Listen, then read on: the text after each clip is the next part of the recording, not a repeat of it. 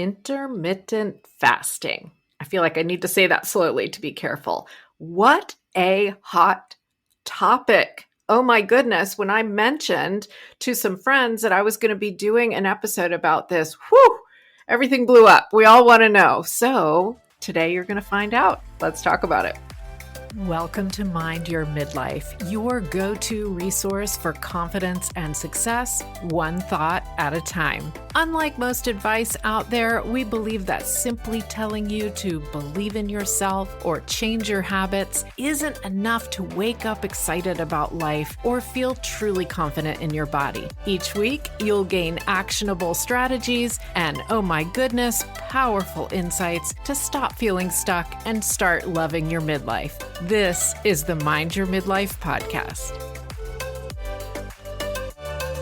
I've known for some time that in order to have really ideal gut health, we need to give our gut, our digestive system, time, probably at night, to not only finish digesting whatever we've eaten that day, but also do a reset. And we're not really going to go into exactly what that reset is in this particular episode. I need to do one about that too, but it needs to be a certain amount of time. And what I had heard was 12 hours was ideal. Now, unfortunately, I am a late dinner eater, and that happened because of going to the gym after work, kids' sports, all that stuff just over time. So my husband and I tend to eat dinner a little bit late. That being said, we could certainly have a certain window, whatever we want, and we could then eat breakfast at whatever time made sense for whatever this window was that we want. So I know we can handle it. And is that what intermittent fasting means? Because I feel like there's research out there, there's people talking about it, making it sound very complicated, and you have to do it this way or you have to do it that way. So even though I knew a certain window of time not eating was probably good, I really wanted to know a lot more. And I know that's the case for you too. So my guest today is Adrian Mamikonian, and she specializes in empowering us, women over 40, to reclaim our vitality, to live life to the fullest. I'm on board with that. Absolutely. She gives personalized guidance about living healthy, and a piece of that is intermittent fasting. And so, welcome, Adrian.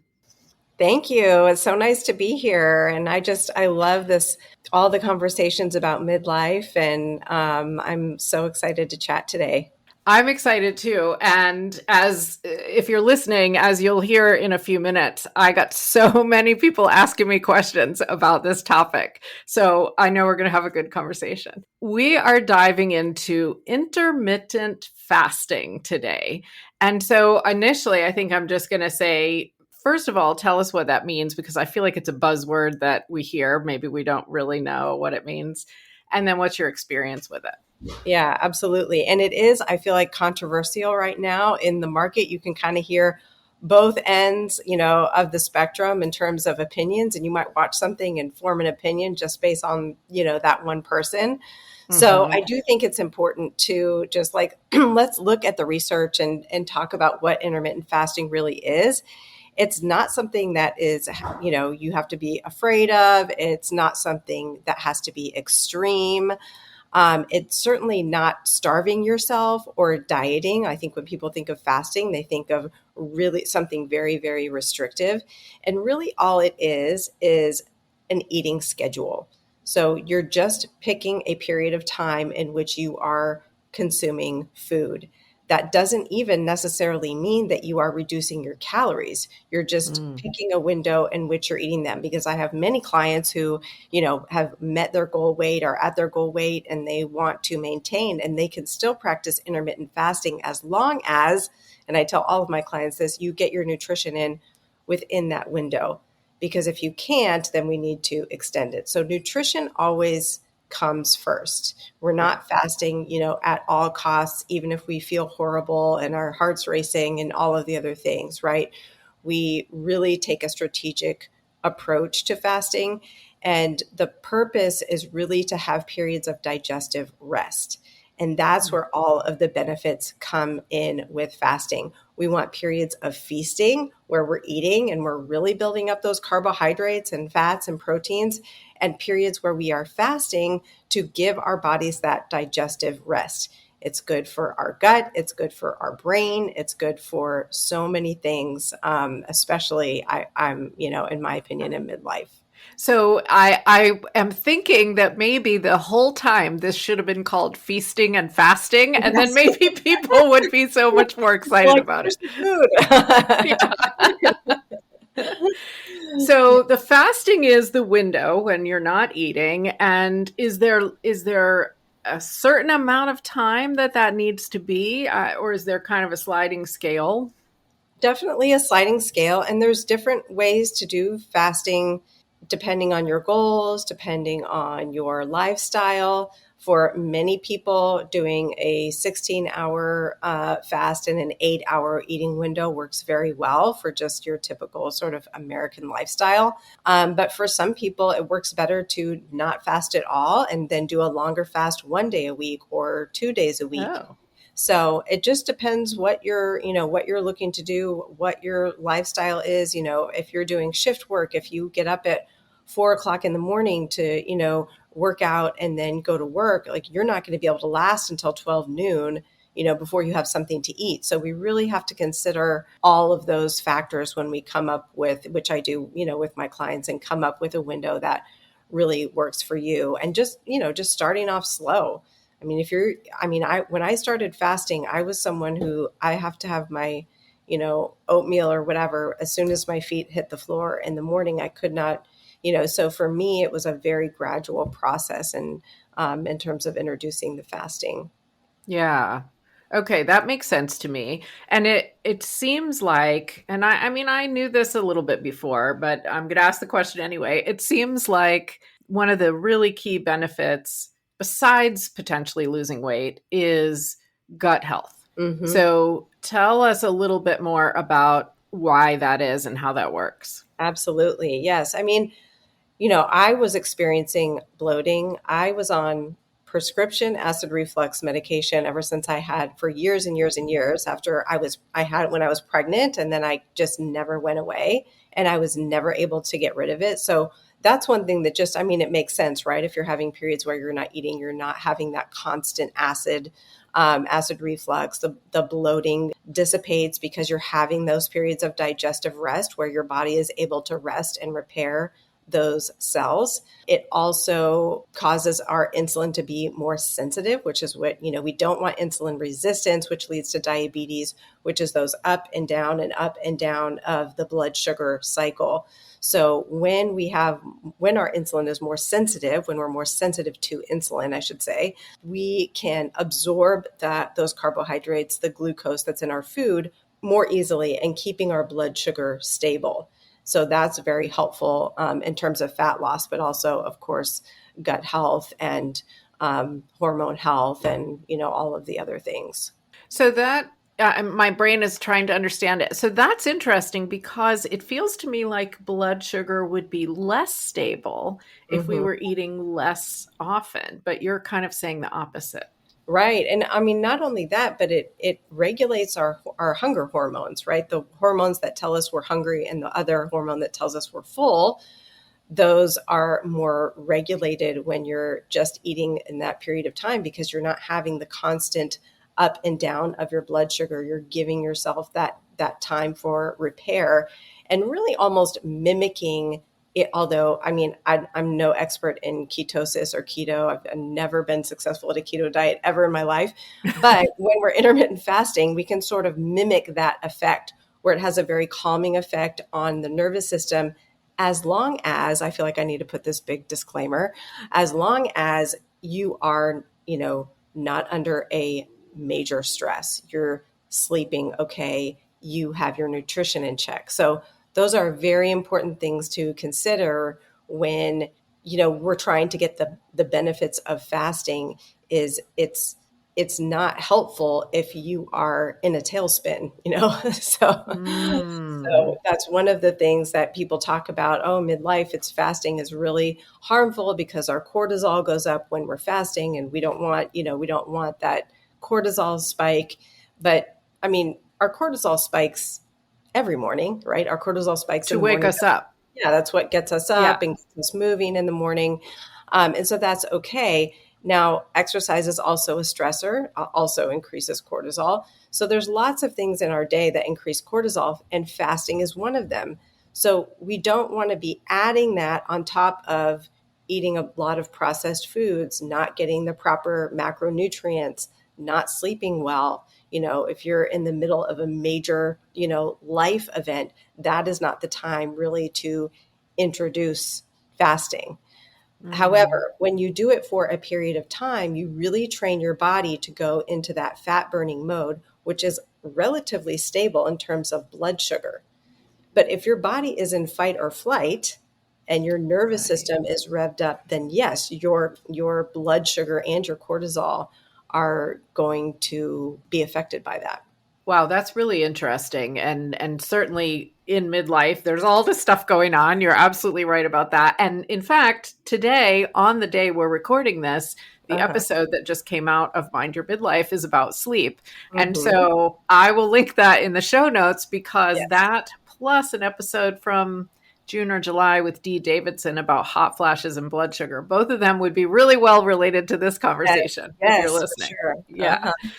Absolutely. So interesting. Maybe we need to fix the sleep and the stress initially, or at least be on that path. And then maybe this becomes a good option. Right. And I mean, it doesn't have to be one or the other, it can be together, right? So, I Hmm. mean, we want to be eating the right macronutrients, and we can do that while simultaneously fasting and starting at the 12-12 fast, because we all fast at night, right? We all fast while we're sleeping. Right.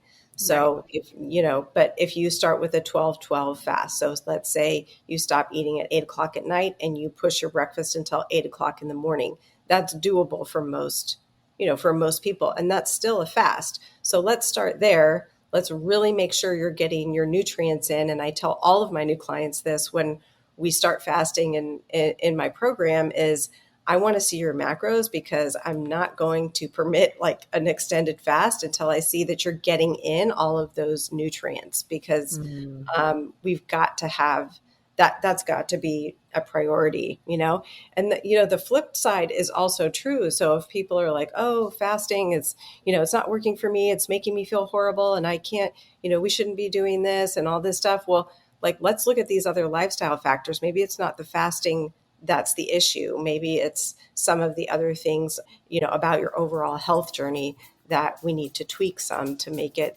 doable and effective for you.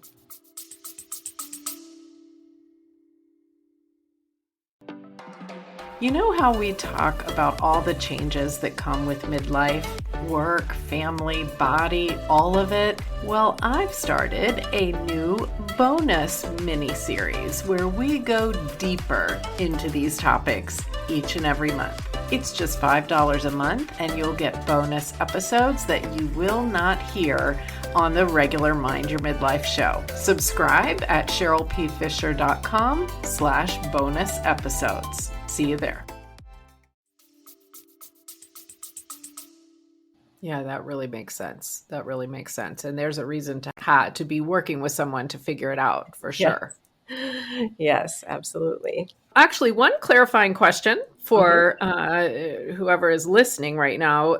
When we say fasting, we're meaning that water is fine, but we're not eating actual food, or is there anything else besides water that's okay? Yes. So what I tell my clients is less than 50 calories and no fiber. So you're not eating like half an Ah. apple. So for the purposes of fat loss and really most of the benefits that we want, the brain function, the digestive issues, the bloating, like all of those things, we don't have to be so extreme. If you're fasting for a medical condition, that you're trying to improve, then you might have to be more strict.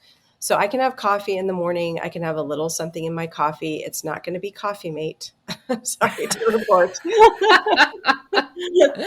If it has sugar, it will break your fast, and that will send your blood sugar. If Okay. you just have Okay. that, you don't want to have the sugar and the caffeine and do that while fasting. That is really going to make you feel bad. So, I have either half and half. We live in Europe, so our dairy is very, very good quality, so we can have the dairy here. So I have a little bit of whole milk or half and half, and you can put that in your coffee, or there's all kinds of things out there that, or black if that's how you like it too. Right. Mm-hmm. Okay. Okay. Green tea or something like that would probably Mm-hmm. work. Okay. Those are all fine. Yes. And you can even, in my program, once you've been my client for a long time, we might experience or experiment with some longer fasts. Like maybe we do a 24-hour fast. And in that time, if you're starting to really feel like, oh, okay, like I really need some food, you can have a little bone broth. And Mm, that kind of helps too if you're really struggling to get through your fasting window and you've eaten enough the day before, you haven't had foods high in sugar, salt, and alcohol, all those things. Then you can kind of do that as you're easing into your fasting program. it's giving me colonoscopy vibes, but I know that's not what we're talking about. The bone broth. Bone Okay. broth, But yes. that's helpful, actually. Maybe because I know that people have said to me, I've tried it and I didn't have a great experience. I wonder if they were being too strict or they were going too hard at first or something like that. So I like your approach from that Yeah, sense and for I sure. think just again, it can't just be fasting. It's like I tried it and what? I tried it and I ate just salad and I didn't have enough protein, or I tried it and I had three margaritas. I maybe I was like, what? I tried it and what? Like, tell me what your whole, I need to know what does your whole day look like? And then I can kind of, determine, like, did you fast? So what happens sometimes is people will tell me like I fast, and then once I break my fast, I'm like, I'm just inhaling the food because I'm so hungry. And what that tells me is something happened the day before that you were not set up for your fast today. You didn't Mm. you didn't eat enough yesterday. There wasn't enough protein, there wasn't enough healthy fats. You didn't sleep well, you didn't get enough hydration. There's so many factors at play, and it's not about being perfect. But if you're really feeling like this is not something that I can do, there's something else that we need to tweak. Okay. Okay. I like that perspective. Yeah. Okay. So as I often do, I put the word out to my Patreon community and ask them, what would you ask if you Right. were interviewing Adrian? And so we're headed into some questions that I know they really want to know the answer to. So Karen and Jill ask questions both about protein, and the idea being, is it true that you should break your fast with protein? And if so, then what would be a good choice? And then also, I think this was Jill was saying, don't they look more at men for these studies about intermittent fasting, and women then end up not getting enough protein if they do this? So it seems like there's some kind of misinformation out there. But what do you think? Yes, for sure. So the first question about breaking your fast with protein, yes, absolutely. We want to be breaking our fast with really a combination of healthy proteins, fats, and carbs, right? So we really want a variety of those macronutrients, but protein being the most important. And I would suggest I typically break my fast with some sort of smoothie. So I like to do some berries because they're very low glycemic index. I do some coconut water because it's a natural electrolyte, and when we're fasting, we want to make sure we keep our hydration up. And Hmm. then I add a little bit of almond butter, and then my supplements, the creatine, the protein powder. And that's a great, well rounded, easy to digest. That's also key. You want something easy to digest, kind of first break fast meal. And then a couple hours later, it's like, okay, I've had my first meal. My blood sugar feels stable. Then I'm going to have, either a salad with protein, or I might just have I'm a big, like, I love a big snack. So I might just make a plate with some, turkey or chicken and hummus and veggies and things like Hmm. that. And then I have dinner, of course, with my family. So that's kind of, how I like to plan my day, but it's really up to you. I can't eat eggs, but eggs is a great way to break your fast too. That's another really kind of well-rounded protein. And then the other question about I couldn't tell if that was about the fasting or the protein, but the protein for women, the amount is really the minimum for women should be 100 grams a day. Ooh, And then, that's a of lot. course, it depends on your weight, but it's about zero point 0.8 to 1 gram per pound of body weight is how much protein that we're wanting to get in per day. So, That's a lot. Yeah. And so her Jill's question kind of makes me think that maybe intermittent fasting has been presented a little bit differently, like you have to eat less, you have to, take things out of your diet and that sort of thing, because otherwise, I mean, it just seemed like she was saying, I feel like I'm not going to get enough protein, I feel like women doing this wouldn't get enough protein. yes, And so that's right. kind of interesting. Uh-huh. Yeah, and I think again, we have to make nutrition the priority. So, I mean, when I'm eating in this 8-hour window, it's like I've got to get it all in. So that's why a smoothie is a great addition. We've got to be conscious of the types of proteins that we're eating. And when I teach my clients about macronutrients, like peanut butter is not a protein, right? People often think like peanut butter Mhm. and cheese are really good protein sources, but actually they're more of a fat. Fat has twice the calories as protein and carbs per gram. So you'd have to eat a lot of peanut butter, right, to get the amount of protein that you need, and you're going to be way over on your calories. So we've got to be really strategic in what types of foods that we're eating within that window, because if we're just like not looking at anything but the protein, you could be way in a calorie surplus because Huh. it could be more fat. So like if you eat a flank steak, that's way different than a ribeye, right? A ribeye is gonna have less protein and more fat because that's what it's consists of, but a flank steak is going to be more lean. So we want to be thinking about those things when we're choosing our nutrition for the day, and just being, very, very conscious of it. So it takes a while. It's not, Mhm. I mean, if you're not going to, build up your protein that much on day one, but when you're combining these strategies with strength training, with high intensity interval workouts, and we're not just focused on the fasting. It's like, okay, today we're fasting and we're doing a low carb macro day, still getting our protein in, and we're combining that with high intensity interval training for 15 to 20 minutes maximum. And then we are reducing our glycogen stores, so then the next day we can do the same thing, but add in those carbohydrates back and reduce the fats. And all of that is going to build up your muscle, which is what determines your metabolism. It is the number one thing. So Yep. aging contributes, of course, but one of the reasons aging contributes to your metabolism reducing is because we lose muscle when we age. So we've got to keep up that muscle strength. And once we get the muscle, I mean, you're going to have the appetite.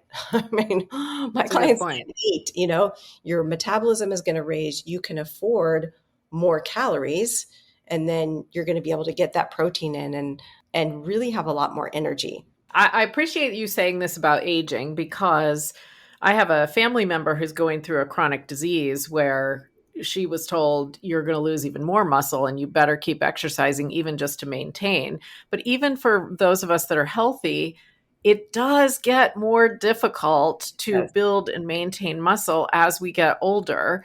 And Mhm. while I hate to make statements like that, it's just true. And so we need to be a little bit more focused on that. Mhm. Absolutely. More diligent, lifting heavy, not 5 pounds, until you fatigue. I would say you should be doing 10 reps maximum until you're fatigued. And if you can do 15 to 20 reps of a certain exercise, it's too light. You need to go Mm, heavier. So, which is kind of interesting. nice because it doesn't take so much time. You don't have to sit there for half an hour, doing the bicep curls. You need 3 to 4 sets, 8 to 10 reps. Do it till, to fatigue. And, you can be in and out of the gym or your, home gym or whatever. And I mean, it should not take you more than 30 minutes, really. That's a great point. I like that. Yeah. Mm-hmm. Because we're all busy. Quick is good. Quick is good, and multitasking is good too. If I can do, if I can listen to a podcast or do something at the same Yeah. time, even better. I agree. I agree. We can listen to this podcast. Yeah. Okay. You're listening right now, pick up weights. Pick up some weights. Exactly. Exactly. Okay. So let's see. Lisa also had a question, and she was asking, are there certain types of body compositions who would be better suited to doing intermittent fasting, or certain people who maybe shouldn't try it? Yeah, that's a great question.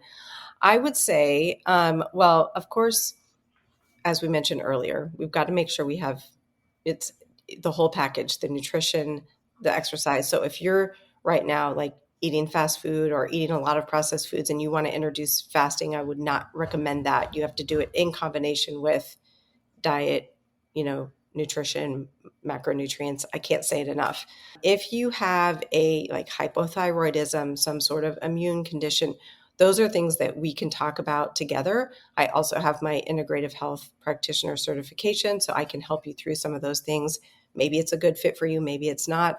Maybe we don't try that at first. Maybe we introduce it later or do a fasting window that's a little bit, or a eating window that's a little bit longer, maybe a 12-12 or something like that. And then if you are an athlete, like really training for, something big, you just want to be sure that you're getting all of your nutrition in and having time to get all of your nutrition in.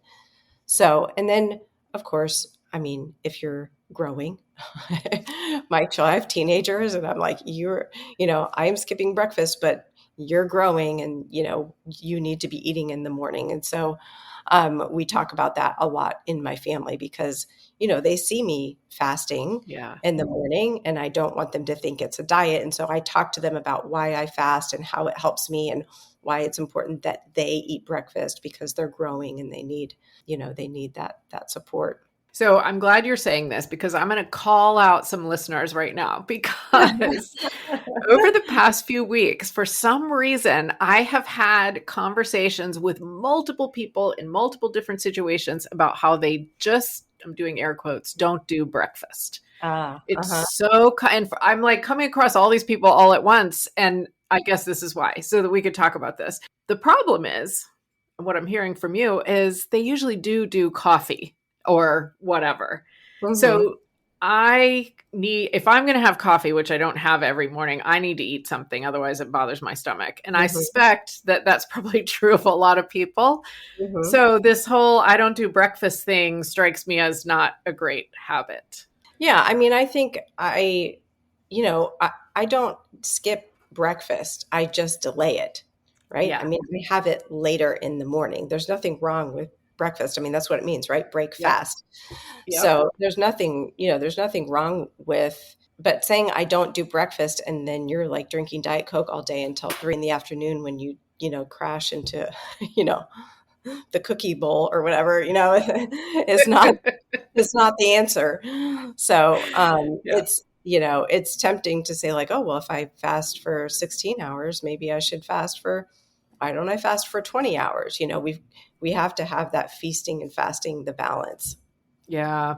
And if we don't give our bodies enough calories, that becomes a problem, doesn't it? Yes. So if you're consistently, and which is why I'm so passionate, I should say, with my clients about getting enough nutrition, because it's such a different mindset for women, right? We always want to be eating less, like the least amount possible. I mean, it Mhm. seems like, especially if you're trying to lose weight or, you've maybe been trying for a long time and you just think you should just be eating the least amount possible. But the problem with that is, one, you're not going to be moving as much. So this is something people, I feel like, is not talked about really enough, is that if you're not eating enough, you're going to naturally be moving a lot less. You might not even notice it, but food is energy. And if you don't have energy, you're not going to be just naturally moving, fidgeting, moving around the house, doing things, because you're not going to have the energy. So it kind of cancels itself out there. But the other thing that happens if you do that for a long period of time is, well, one, you're going to lose muscle, your metabolism is going to go down, right? So Yep. metabolism is just that number that of calories that you can eat and maintain your weight, right? So if it's 15, let's just say for mass sake, it's 1500. So if you are, say, okay, I'm going to eat at 1300 because I want to lose weight, and then you do that for weeks and weeks and weeks, then 1300 is your new set point. Ah, I mean, how low can you go? I mean, it's like, then it's like, oh my gosh, I want to lose more weight. Now I've got to eat 1,000 calories, and you can't even hardly, keep your head up during the day because you're exhausted. So my goal is always, I want my clients eating the most. I want you eating the most you possibly can, because I want you to have the energy to serve all these people, right? I mean, we've right. got teenagers, we've got kids going to college, maybe they're even older than that. And we're all, these new phases of life. We've got parents that are aging. We've got, Yeah. it's a lot going on during this stage of life, and we need the energy to be there for the people around us. And we can't do that on 1,200 calories. It's like, it's such a mindset shift for my clients who come in just saying, like, tell me how much, if I have to eat 1,200 calories, I'll eat it. I'm like, actually, I want you to eat even more. And then we're going to build up muscle to support that metabolism. I really love that. It's you explain that really simply and clearly, and I think that's probably going to hit some people because we do try to diet and we try to deprive ourselves, and I don't because I get wacky in the head when I try to deprive myself, but I know people do, Mhm. and it doesn't generally end up working, or we kind of yo-yo back the other way or something like Right. that. Yeah. Yes. It never, I mean, you can white knuckle it through, whatever diet. I mean, there's a million out there for a few days, but it will never work long term. Like the happy hour, the girls' night, the vacation, it will always come at some point. And then it's like, then what do? You have to find a way where all foods that you enjoy and that make you feel good fit. We Yeah. can't have this where you can't have this. Okay, on this program, you can have this, but you can't have this. Everything has to be allowed all the time. And I'm the same way when I feed my kids. Everything is allowed all the time. We can't be like, you can't have this, you can't have this, because then what do? They, you know, or at least my daughter will, find her way into the Yep. closet and eat it all, because it's like the forbidden the forbidden thing. Absolutely. Absolutely. Yeah. I like that we've taken kind of a holistic perspective with this. I think this is really going to be helpful. So, while I am making sure not to forget, tell us where can people connect with you or find out more about what you do? Yeah, so Instagram is really the best. I've had a couple websites, but really Instagram is where I'm the most active. You can message me. I always respond. It's always me responding.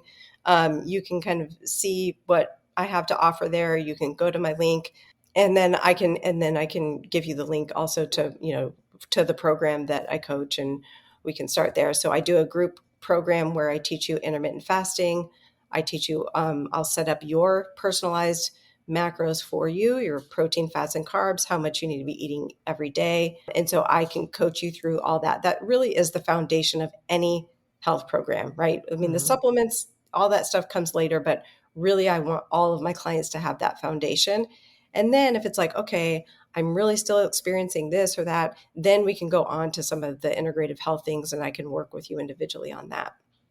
Okay, that's great. Yeah, and I will put that information in the show notes so that it's easy to find.